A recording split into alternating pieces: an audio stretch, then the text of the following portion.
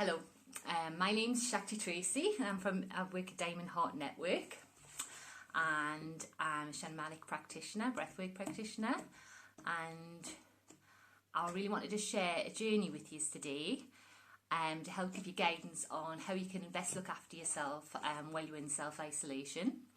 The UK is currently in lockdown now, as is many parts of the world, so I thought it would be a nice journey where we could all journey and find our own unique ways that would really benefit with to take the time to look after ourselves.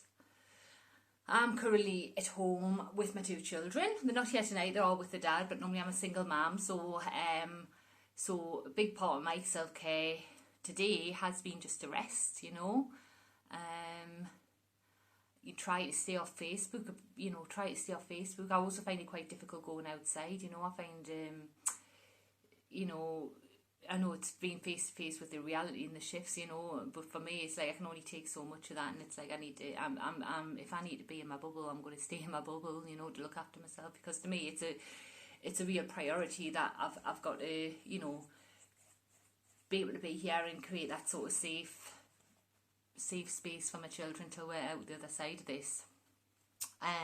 But we all have different needs, some people are out working, some people are at home with partners and, struggling with that, or loving it, some people are just, maybe just like adoring having this time to themselves and studying, but we can all, still takes heed of like, well, how can I best look after myself? We haven't got each other anymore to help to regulate each other in the same way if we are normally reliant on a community, or just going outside, being in nature, we're in a completely changed set of circumstances, so it can just be a nice way just to tune in. It's like, well, give ourselves, that 10 minutes out of the conscious, out of the rational mind, just to say like, well, how is it that I can look after myself? How is it that I can look after my mental well-being and, physical well-being as well, because it's all connected, and spiritual well-being.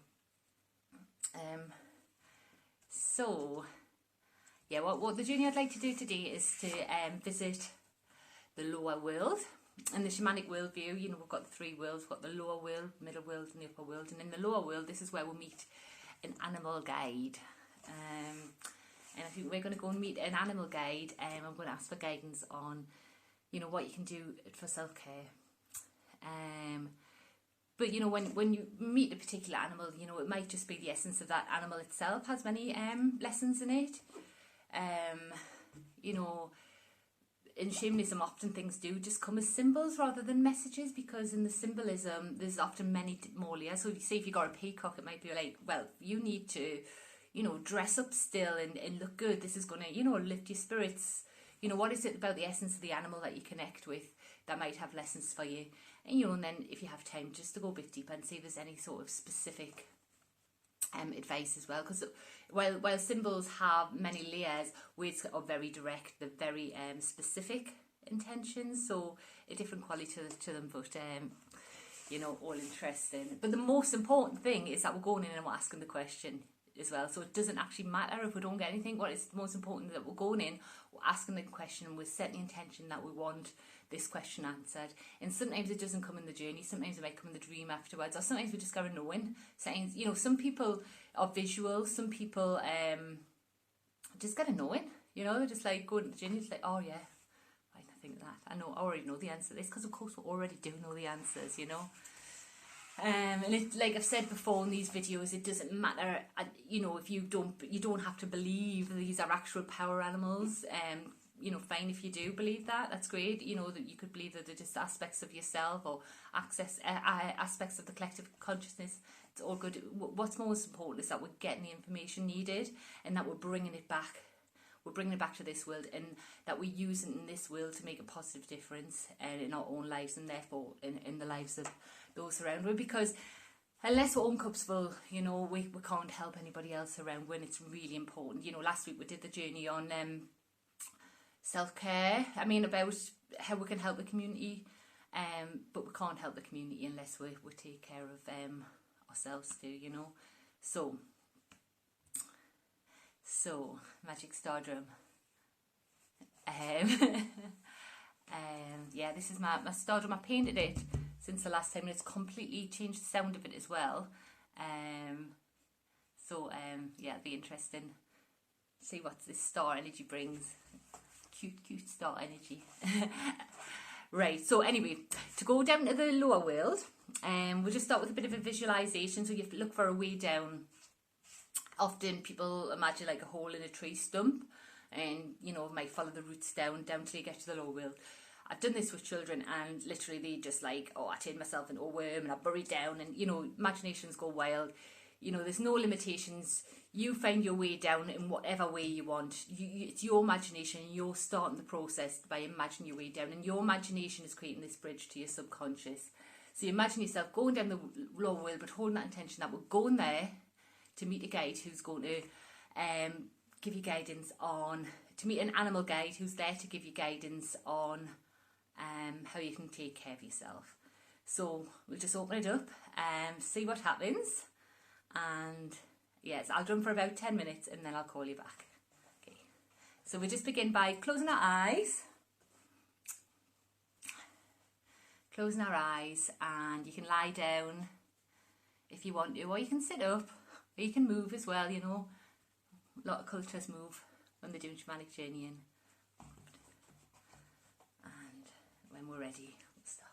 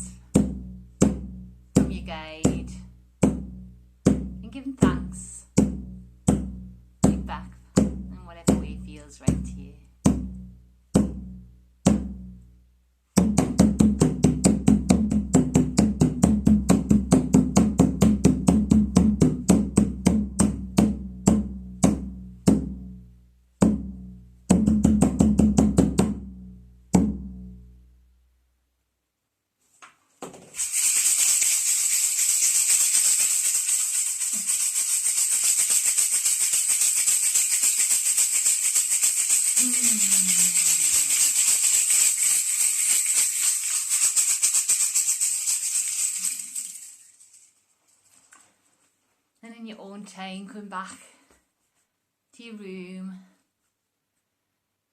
to the space, and taking in any lessons or, you know, nice energy that you might have received during that time. Sometimes, you know, that the bit of self-care didn't come as advice, it just comes as energy to refill us, you know. If you feel like you've got nothing, do just try again. Keep trying, keep asking, you know. Doesn't mean that it hasn't worked. Just means that the guidance hasn't come yet, you know. But it's there. It's there for all the way, you know. Why wouldn't it be, you know? Why wouldn't it be? The guidance I got was a skunk. I got a skunk, and you know, I think it was just something about, you know, using, you know, like the skunk uses its smell, or maybe it's my smell to keep away, self-isolation smell, to keep people away. But yeah, to keep the energies away that I don't want to, you know, maybe protect my energy, to protect my vibe. Yeah, it's all good. But I'd love to hear what you got as well. You know, let's share all these amazing you know, good advice. I was just going to go in a bath after this, actually, so maybe the skunk medicine's just to say, like, Tracy, actually go and get a bath. Maybe. Anyway. Anyway, I'd love to hear what you got. It's all good. And let's just laugh, and let's just, like, keep bringing in the joy when we can, you know. It is okay to laugh. It is okay to still, like, feel joy, you know, in the difficult times. It's like the world needs that medicine more than ever, really, you know. There's a lot of pain and there's lots of suffering. It's not that we're whitewashing over what's going on. We are aware of the suffering, and, you know, our hearts need to be strong to stand, you know, through all this, you know. But yeah, let's bring joy when we can too. And let's share all this glorious wisdom about how to look after ourselves. I love you loads. Take care. Bye.